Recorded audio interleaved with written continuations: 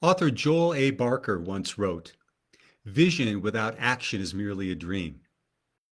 Action without vision just passes time, but vision, when it's combined with action, can change the world." Hi, everyone. Chris Natzke here with Black Belt Leadership Speaking and Coaching with your Mind of a Champion tip of the week. Vision. I think really it's something we're all born with. Uh, just think about the time when we were children, when we used to dream about careers and things that we wanted to do. Dreaming about being astronauts, professional athletes, doctors, lawyers, nurses, firemen, policemen.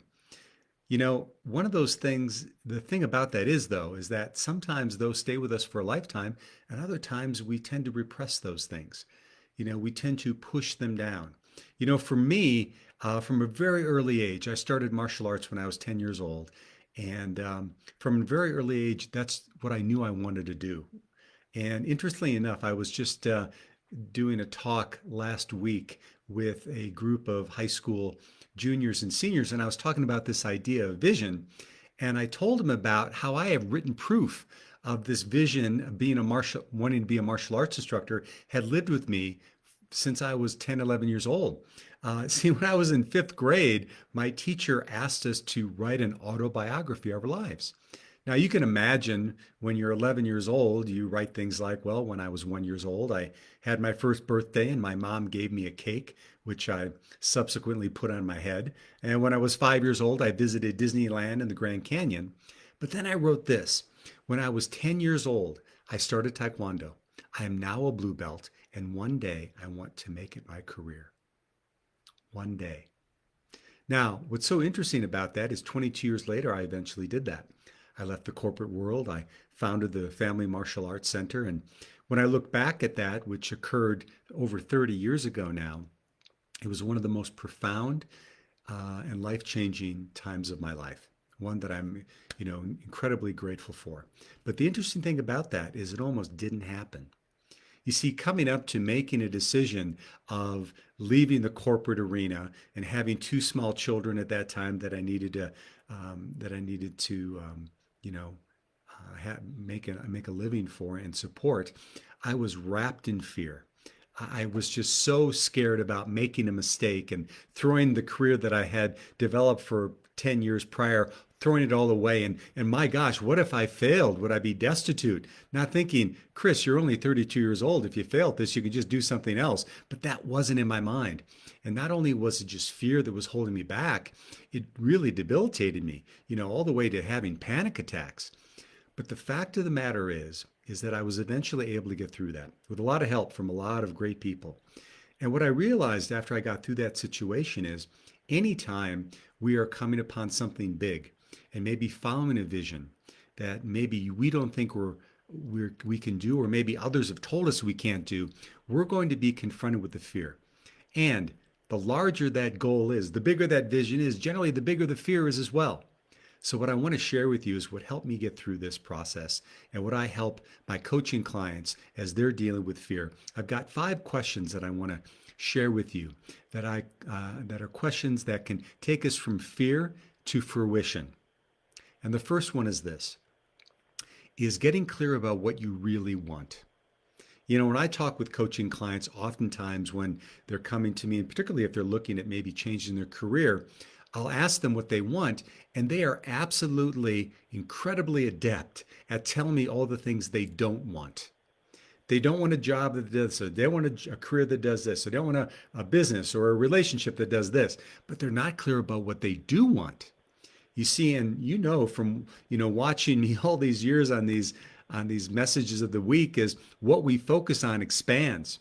So if we're focused on what we don't want, we're probably going to get more of that.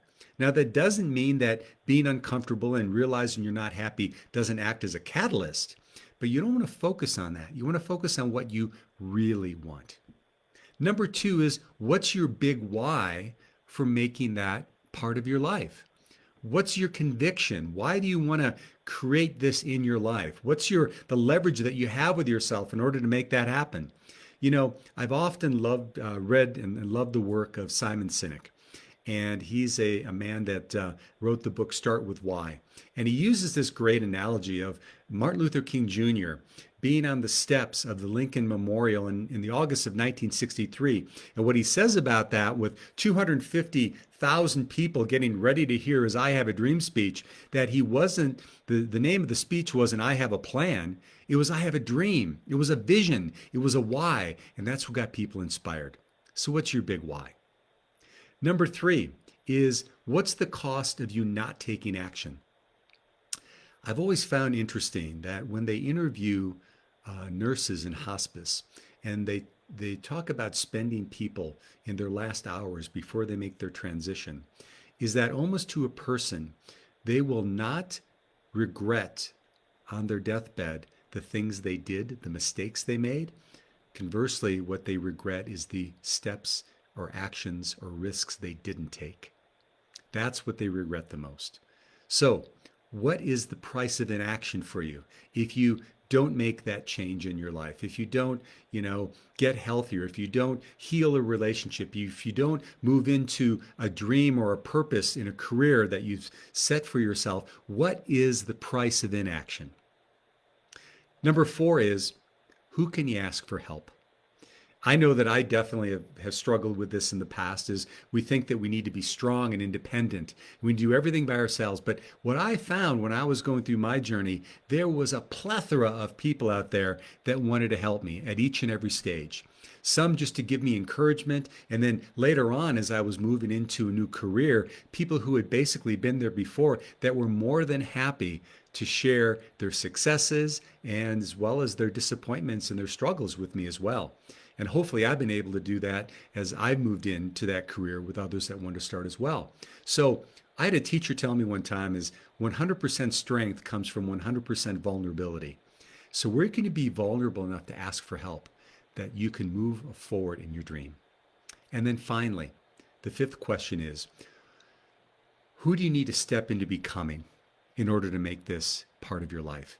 Many times we hold back because we think that all the situations need to be correct. They need to be totally lined up before we take a step. But think about the stories in our lives that inspire us the most. They're usually about the reluctant hero that gets thrust into something before he or she feel they're ready. Now, that doesn't mean you go in without a plan, but what it means is you're never going to have a perfect plan. Otherwise, you're probably going to die with that in your heart. Is set your sights on what you want. Start taking action steps and start living into the person you need to be to make that happen. Because when you do that, what ends up happening is you start to grow into that, and other opportunities start to show up in your life that are going to support you along the way. But they won't be there if you don't take that step and you don't step into becoming who you need to be. So there you have it, my friends. There are my 5 questions or statements or points of leaning into to take fear into fruition. And what I'd ask you right now is, as you're listening to this and as we're nearing the end, is what's at least one of those questions you can address this week? What's one step you can take to get closer to making sure that your dreams are actually a reality? So thanks so much for watching. This has been Chris NATZKE with Black Belt Leadership Speaking and Coaching, and we'll see you next time on the Mind of a Champion Tip of the Week.